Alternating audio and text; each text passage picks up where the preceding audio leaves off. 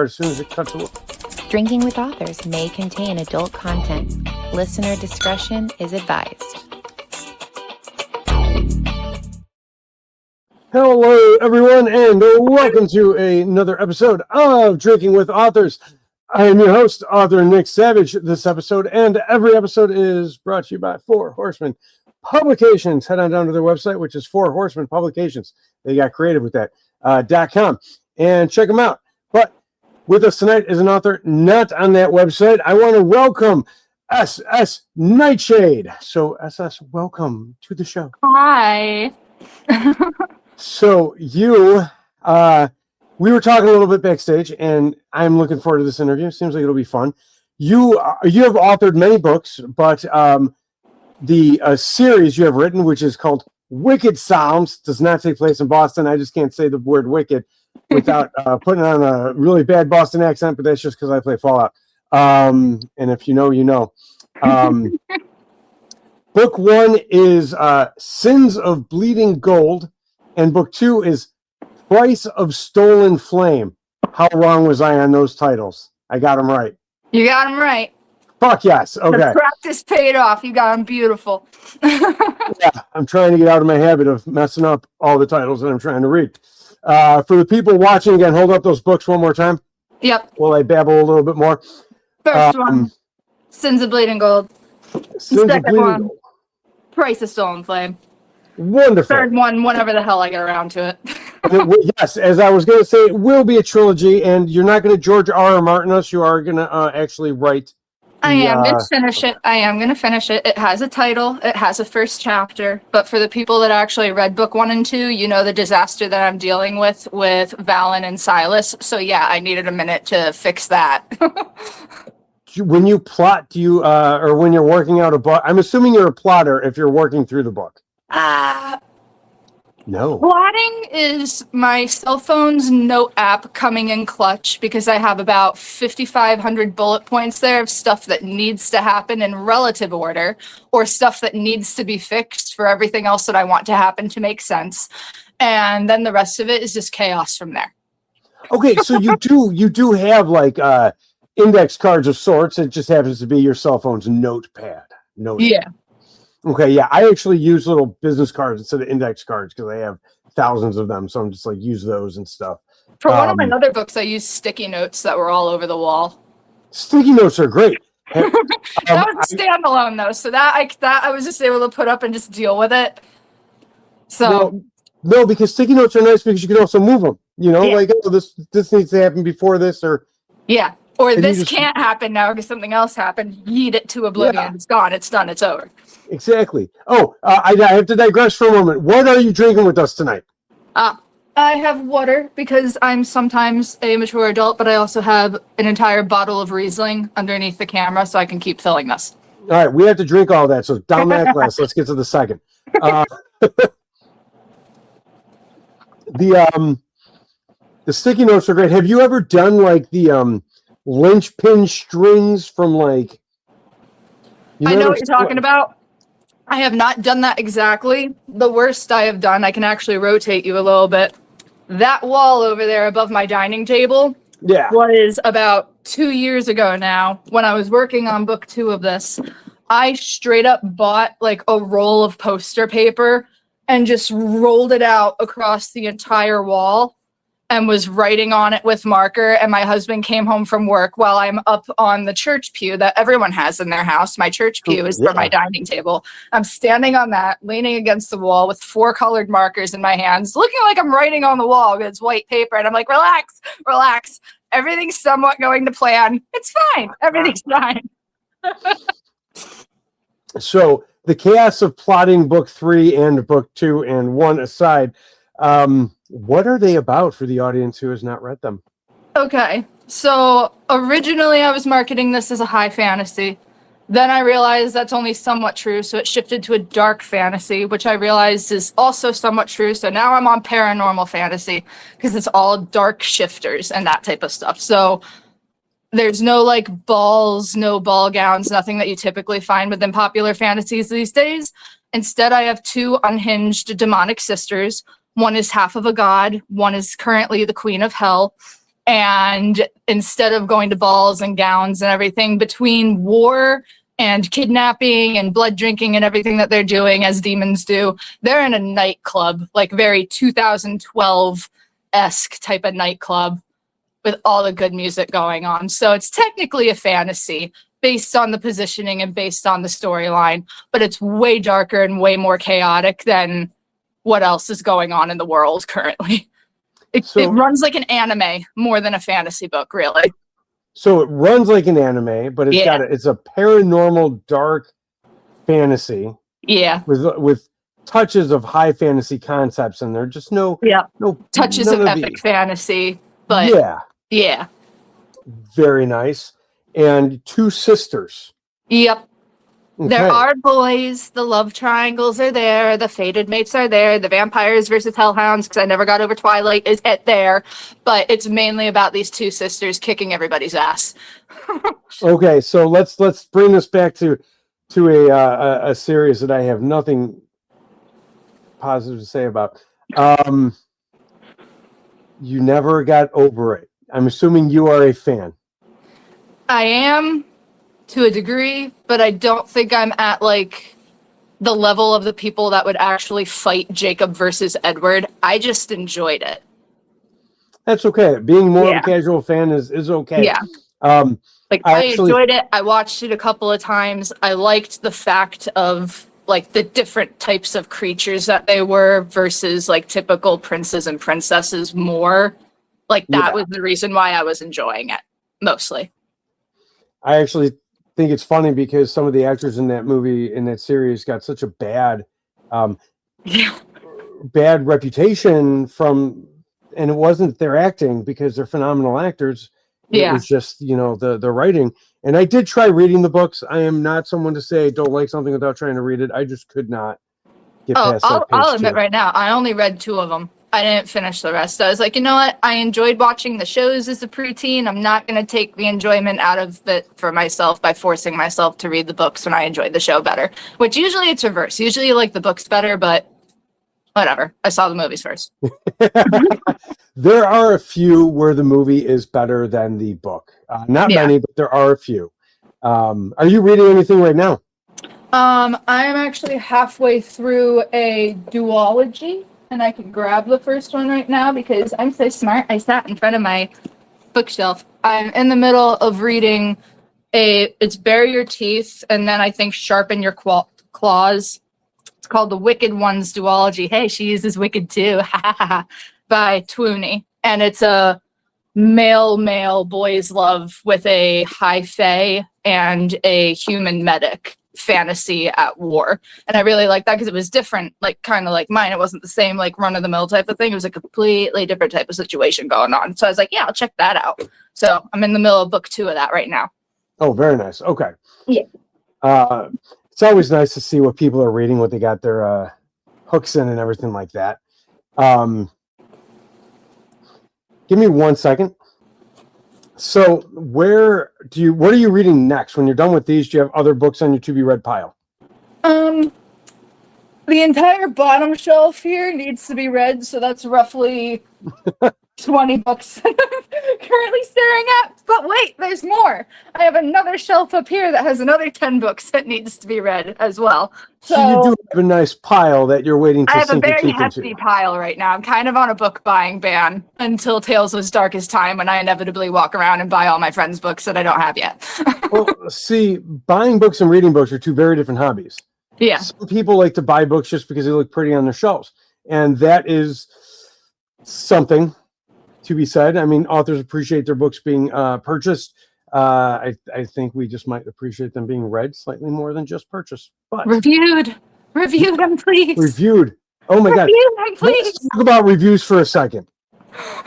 You can sit there and sell books, and you can't beg for reviews because it just seems, but how many people are always like, oh yeah, we'll leave reviews, and then never do? Mm-hmm. Even if you don't want to write anything, just click the number of stars and call it a day. That's it. Just click the number of stars and call it a day. It is considered faux pas or not proper etiquette for authors to contact people who leave, low star ratings or bad reviews or whatever. And I'm not saying that it's not done. I did it myself, but we ended up having a very nice conversation about it because she gave me low stars, but a nice review. So I was like, I don't understand. It just wasn't her genre. And I'm like, I can understand that, and that's fine, but just click a button, and if you truly hate something, click a button and just write a DNF,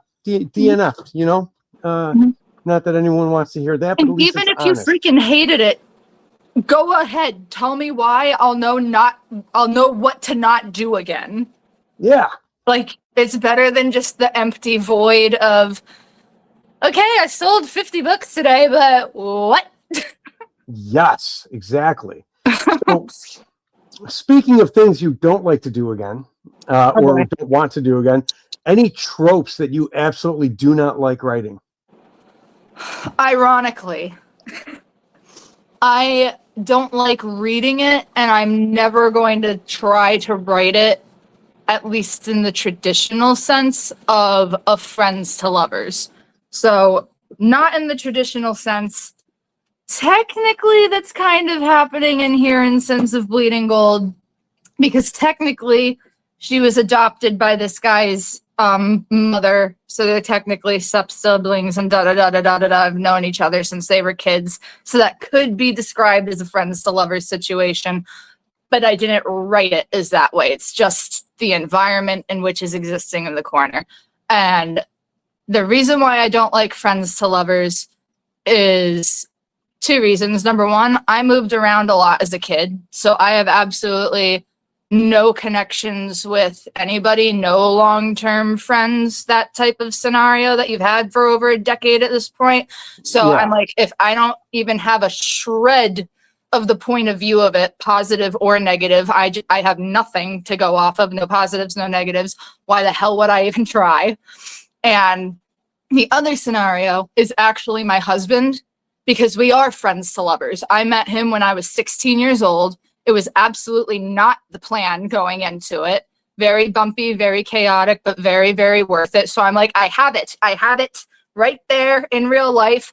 Why am I going to screw around with it on a piece of paper when this is the only experience I have with it, and I don't need it reflected back on me or back on my husband, especially since I do write a lot of adult situations. Yeah. And unfortunately, in the industry that we're in, you can put at the bottom of like your content warnings as many times as you want of, this is all just by chance. It's not related to anybody, whatever, But the last thing I want is for a conclusion to be drawn that also includes him, because he is my number one fanboy at this point.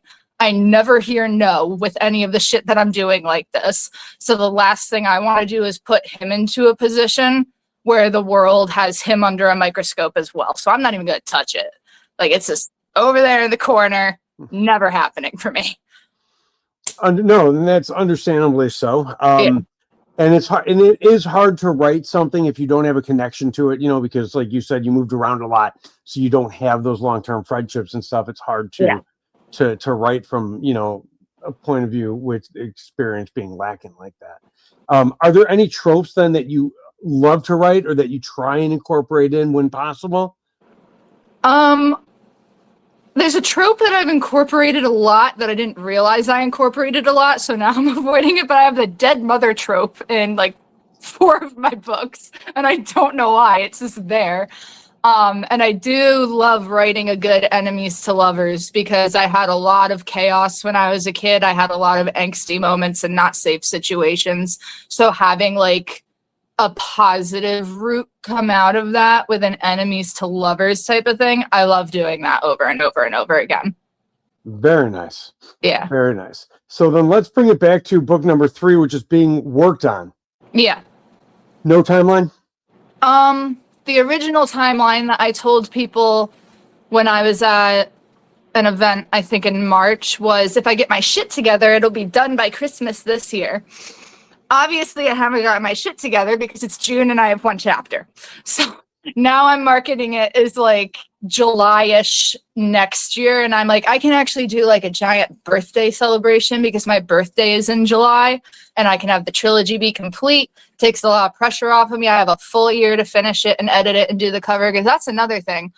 I am the person that went to college and became an English major because I knew that I wanted to do this. Yeah. So all of my final editing, not beta reads and not arc reads, all of my final editing, like sentence structure, grammar, all the not fun stuff, formatting, I do that myself because I know how. I learned how. And then my covers, I draw or design all my own covers as well. So it's not just me getting the book done and then just like having to wait for everyone else to get their pieces done. I do everything. So I'm like, at this point, because there's so much chaos that I need to like get back into a cone to have it filter down to where it needs to be. It's not coming out at Christmas time. I might release a Kickstarter or something. I want to at least have the cover ready for that at that point, but it's probably not going to be available for purchase till next June or next July. So we were talking backstage and you mentioned having like ADD, type stuff. Yeah. Do deadlines not give you a sense of structure and something to work toward then, I'm assuming, since Christmas is not going to happen? Yeah. They give me a structure if I know it's within my capabilities of doing. So when I was in March, like, oh, I can have this done by Christmas, I was thinking that and saying that without actually looking at what I had left, where at this point I've reread both book 1 and 2. I looked at my notes for what I wanted to happen in book 3. Again, I'm side-eyeing Silas and Val and these two fuckers that screwed up my entire plot by dilly-dallying over there and doing whatever the hell they wanted. And I'm like, okay, I know what I'm going to do with that now, so it still makes sense and there's no plot holes. I'm like, okay, now at the pace that I'm writing, because I also have 2 other works in progress at this point because of the ADHD, I need more than one thing going on or I just get burnt out and do nothing. Yeah. I'm like, it's going to be next summer. I'll have the cover for this done. I can start marketing it super freaking early, which will be good for me. But I don't want to give myself a deadline that's only going to stress me out. Where, okay, hey, July 10th, it's going to come out. Never mind. Surprise, everyone that pre-ordered, you're getting it a month early because I'm done. Like, I'd rather have that be the scenario than running out of time. Delays are always bad, and then of course it makes the readers a little frustrated. So definitely understand, rather have it later and get it earlier than vice versa on that. So when you're writing, who, and I want to say this in a way that doesn't make it seem like you're ripping people off or anything like that, but like, who are your influences that inspire you when you write? My influences for character, like myself, my character, how I present myself, the effort that I put into my work, is Holly Black specifically, because my dumbass, when I'm 17 years old, before I'm in college, still in high school, I decide to send her fan mail. And I've sent fan mail to other authors before, other celebrities before, as stupid-ass teenagers do, because we think the world revolves around us at that point. Yeah.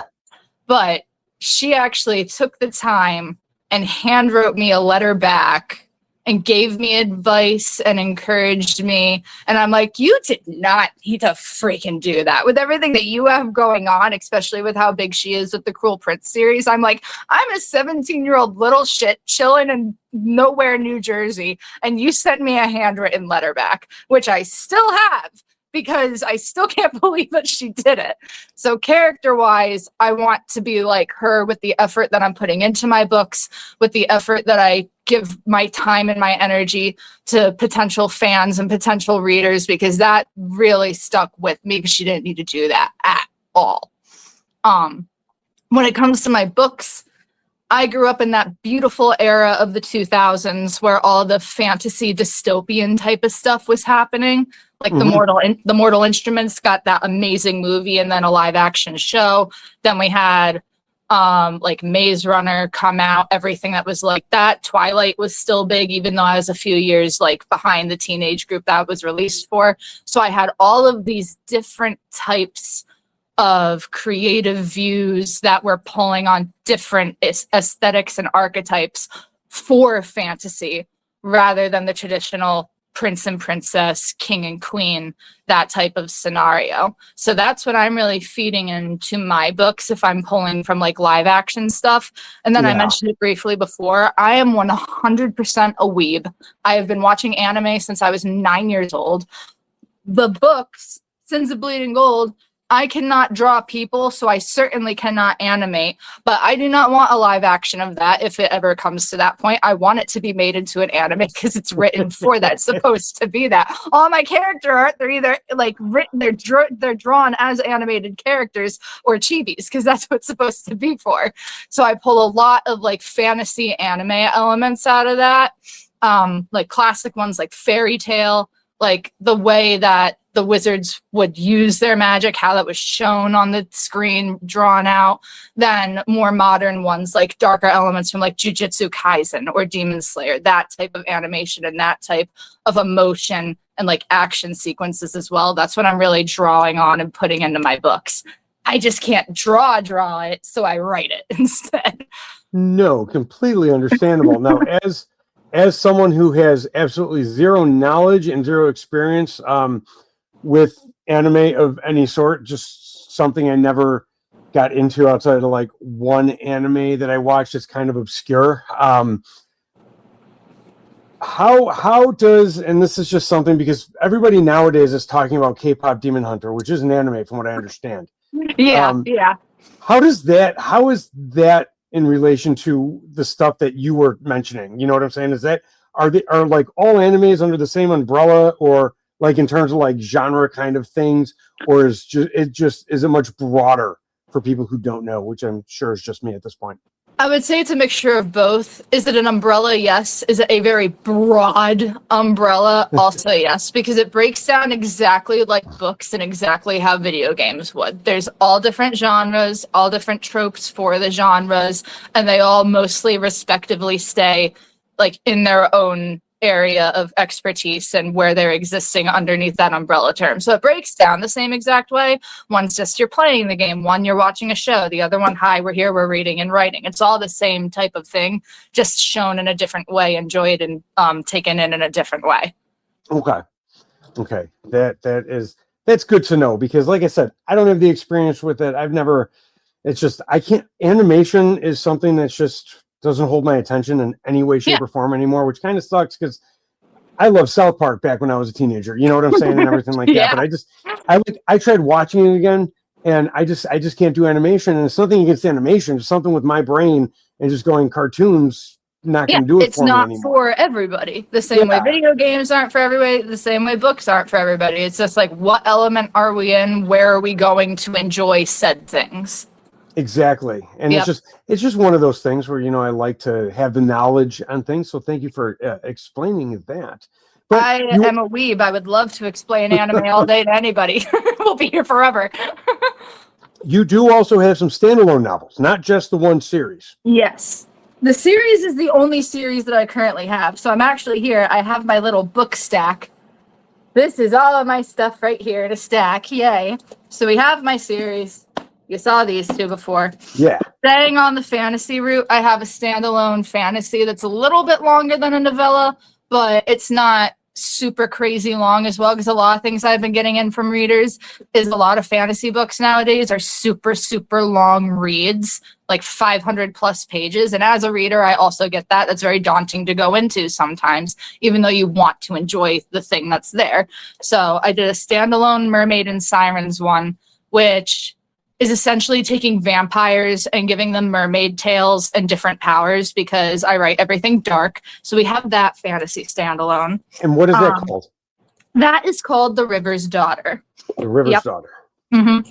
Then we have my first boys' love, because again, I love anime, so I read a lot of manga. So this is written the same type of way to be an anime, maybe be a manga. I just can't draw that much, but I did finally draw people for the first time, because I draw my own covers. So we have Jackson and Carter on the cover.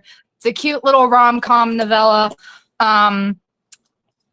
Every single one of my books, you can feel I have trigger warnings and everything, because I write darker and I write for adults. So like all of that's on my website if you want to see it. I won't delve into it here, but we have that. Then we do Cupid is a frat boy. Yeah, Cupid is a frat boy. Yes. Then we're going to do a 180. I have a little horror novella as well called The Allure of Death, which is a Gen X witch going head to head with a Gen Z serial killer at Halloween time because he's using the haunted corn maze on her farm as like his hunting grounds. So her and her 2 cats, Gin and Tonic, are like, what the fuck is this kid doing? We need to go in and just get rid of him, eliminate him. The cops are doing nothing. So I have that little horror. Cats were named Gin and Tonic. Gin and Tonic are her 2 familiars. That I'm getting from my grandmother because that is my grandmother's staple drink that she's had her entire life. So that's the cat's names, Gin and Tonic. So I'm going to ask something about the witch, and it is not an implication of your grandmother. Is the Gen X witch an alcoholic that her cats are named Gin and Tonic, or is it just simply an ode to your grandma? The cats are an ode to my grandma, and the Gen X witch is an ode to my mom and all of my aunts and uncles, because I am an only child across the entire part of it, of all the cousins of everybody from the 70s and 80s generation. My mom's the only one that had a kid. So everyone that I had to look up to is Gen X. So I was like, I know how they act, I know how they think, I know the sarcasm, and I love it. So I wanted a main character that would be for them, because they all buy and read every single thing that I like, because I have a very supportive family. So I was like, this one's for you. She's in your generation. You'll love her. Here's Darcy, and here's her 2 cats. Have fun. So you're an only, and are you Gen Z? I'm old Gen Z. I'm too young to be a millennial, but I am not young enough to be the hip and cool Gen Z. I'm Gen Z that still had iPods and Snapchat existed our last year of middle school. When you say hip and cool Gen Z, do you mean the ones that do the little like finger clap like that? Yeah, and whatever the hell 6 and 7 is happening with still. And like, let me people that are really on TikTok, I only know how to use that because of like Musical.ly. So yeah, this is not cool and hip. That is not cool and not hip. That is So I am Gen Z.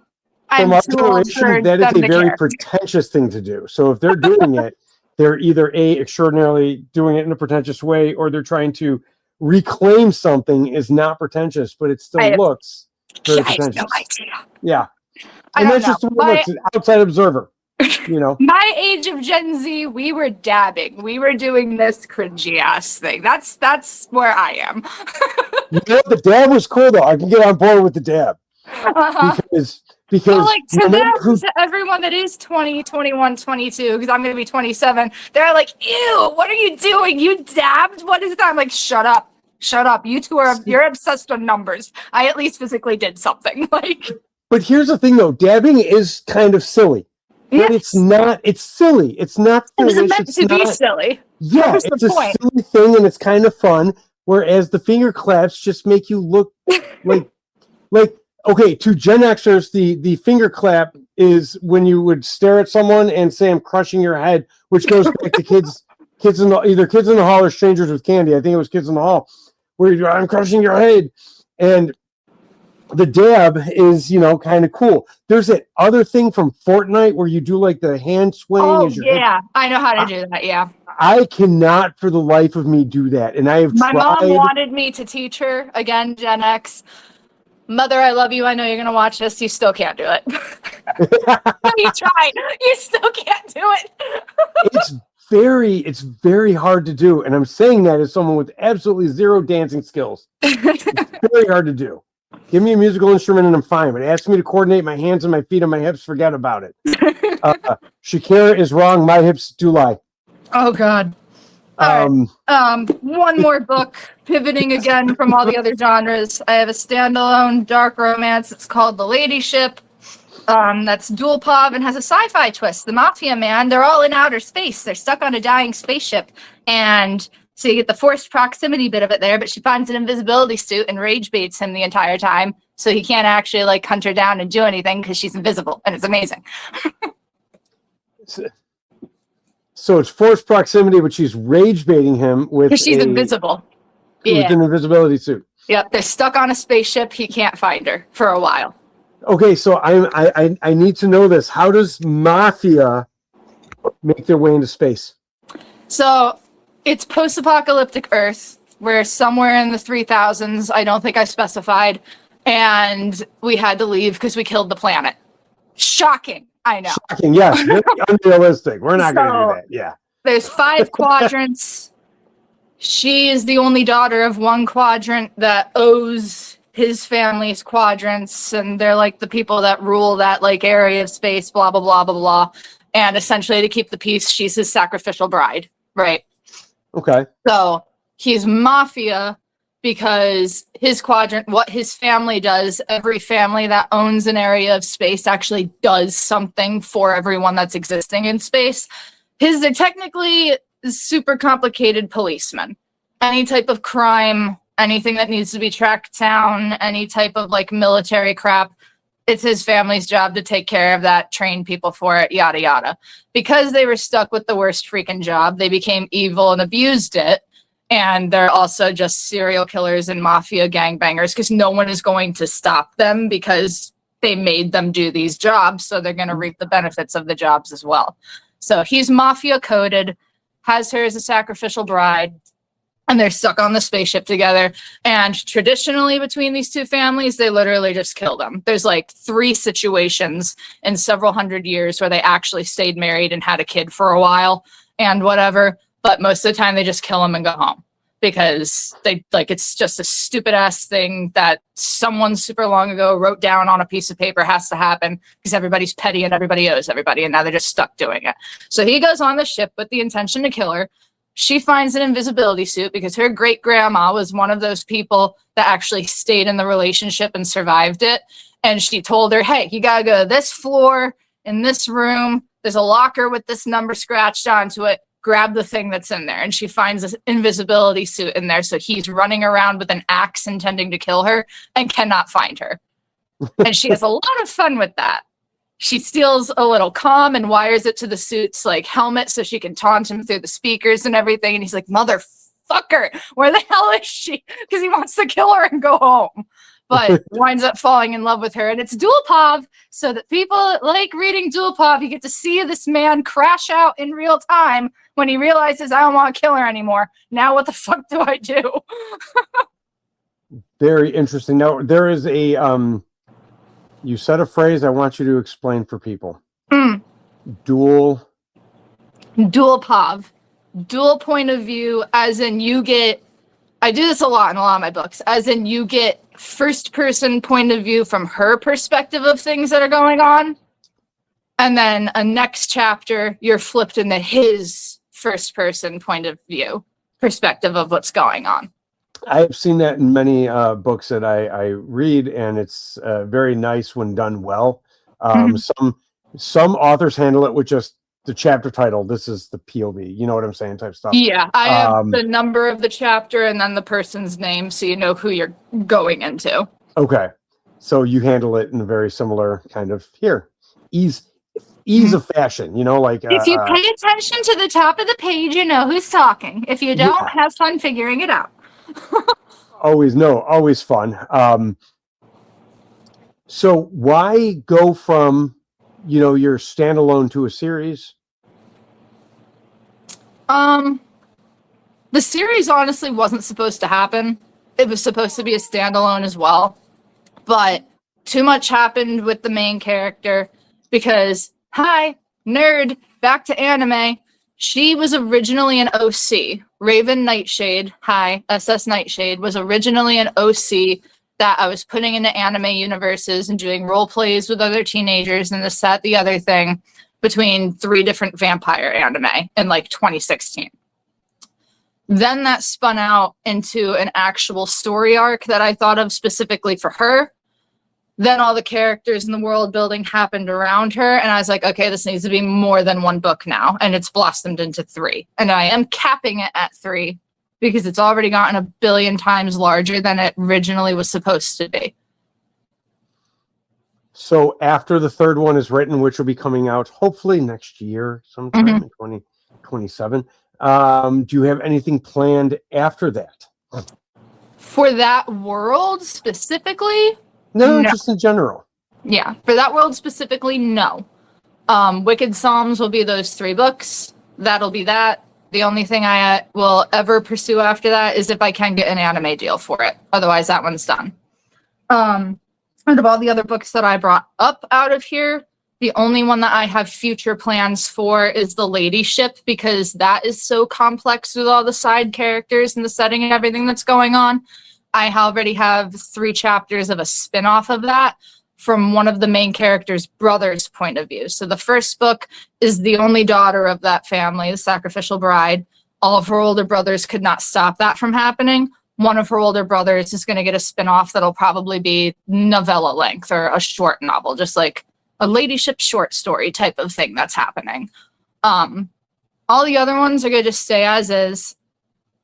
I have an alien romance right now that's a work in progress. I have an Alpha and Alpha Omegaverse right now that's a work in progress. I have a Vampire and Hellhound Omegaverse that's a work in progress. And those are the only 3 things that I'm actively working on besides book 3 of Wicked Psalms. Then I have a Google Sheets with about 50 more book ideas that I'll be pulling from, like, by winter of 2027. That's when I'm going to be moving into the next phase of, okay, what's my next work in progress type of deal. No, very nice. You're writing one, you said, in the Omegaverse, which is kind of a very niche genre, but it's gaining its audience. Yeah. So it's gaining a much larger audience. So that's I think that's a good one to be tapping into if it can be done properly. No way could I do it. I don't know anything, you know what I'm saying? I don't know enough. I'm hoping I can do it properly, considering there's about 15 manga up there that are in Omegaverse, so I'm hoping to do it justice. Definitely. Okay, so let me ask you this. Outside of needing to hire an illustrator, why haven't you written a manga? I can't draw. Outside of hiring an illustrator, that's it. I do not have the pockets for said things, so I write novellas instead. No, and that's okay. Sometimes the answers are far simpler than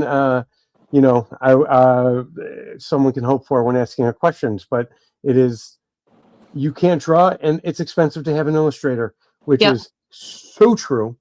Understandably, as it should be. Again, I draw all my own book covers. They take forever, so I can only imagine how hard character art is to do, panel after panel after panel. I get it. I don't have those pockets yet. No. Definitely understand that.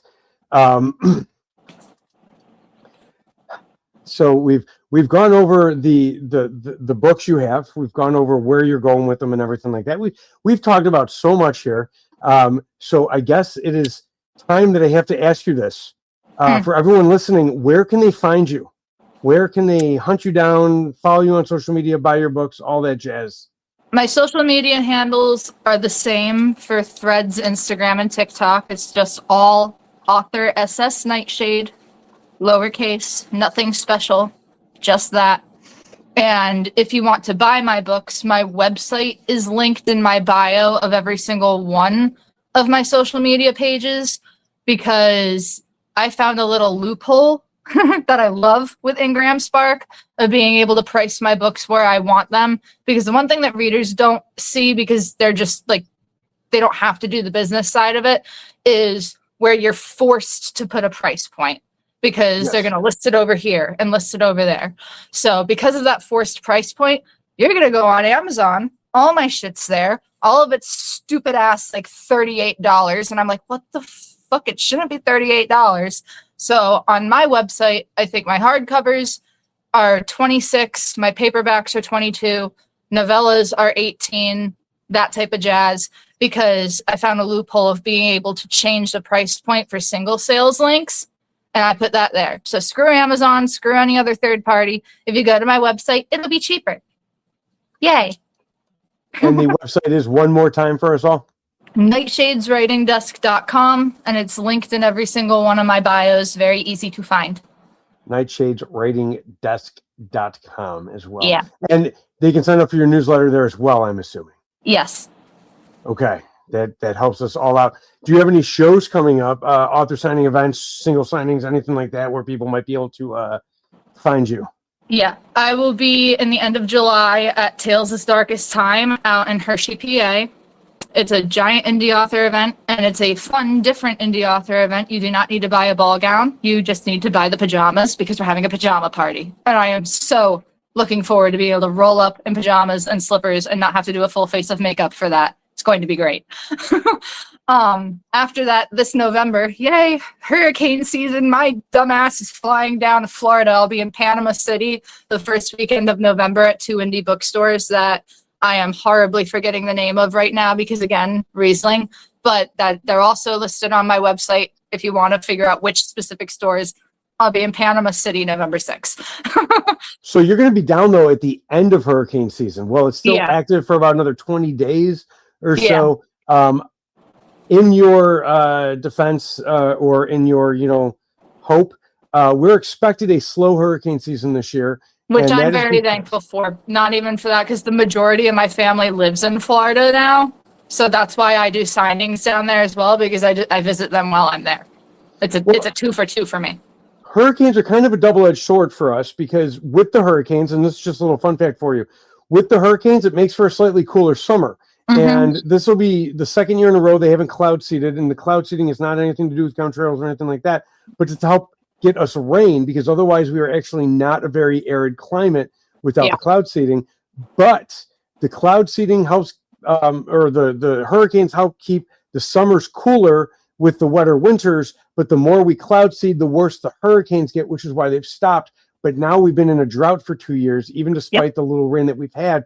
We're still within drought measurements for the rain. So it's drought and hotter summers without the hurricanes. So we kind of need them, but it'd be nice if they weren't all Cat 5s and larger than anything humans have ever seen like before. A little Category 1 chilling off the coast for 3 days would be great. That's like it. Nothing else.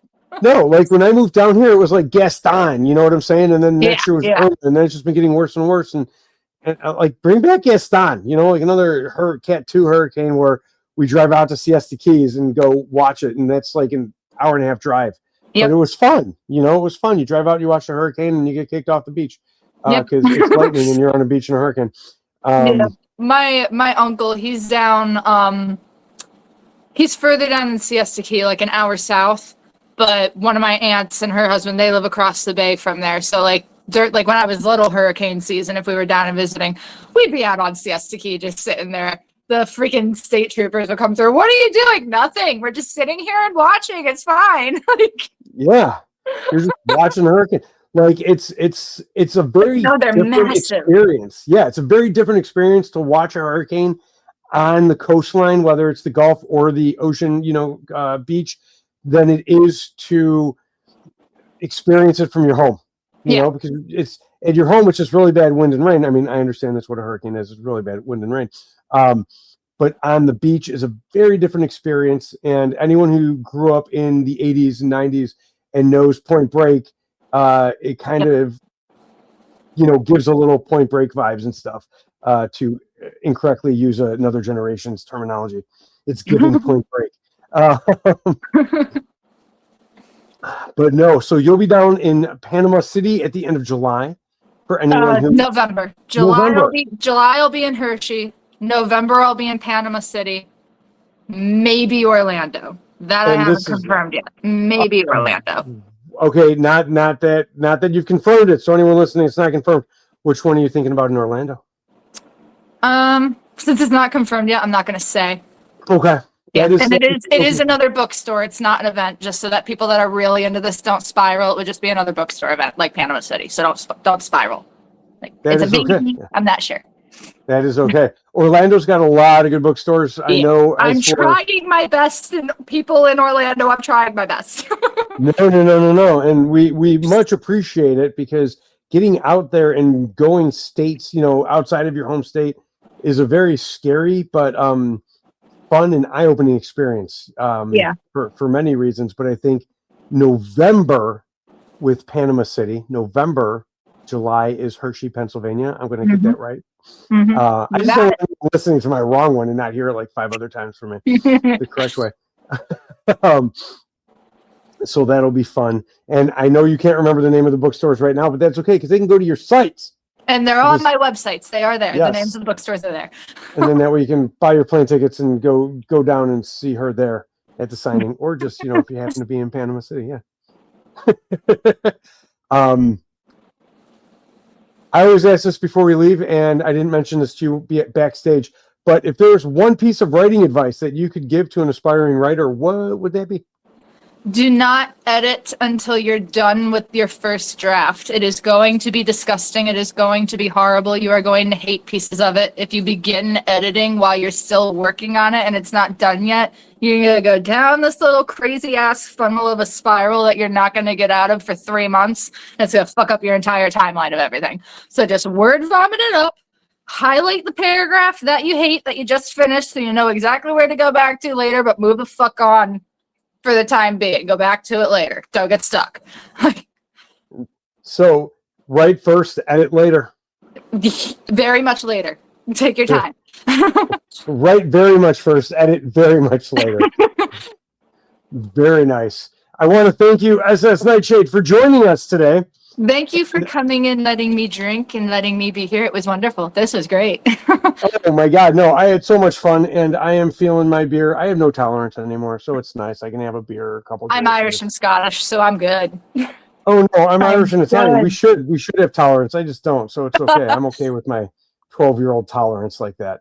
But no, I want to thank you for joining us. I want to thank everyone who tuned in and listened. Please don't forget to follow us. Like, share, all that jazz, make us famous, find us sponsors because, you know, the more the merrier. And until next time, everyone, stay tuned and remember it costs nothing to be kind. I'll see you all. Thank you for listening to Drinking with Authors. Join us next time for another fun conversation with an author over drinks.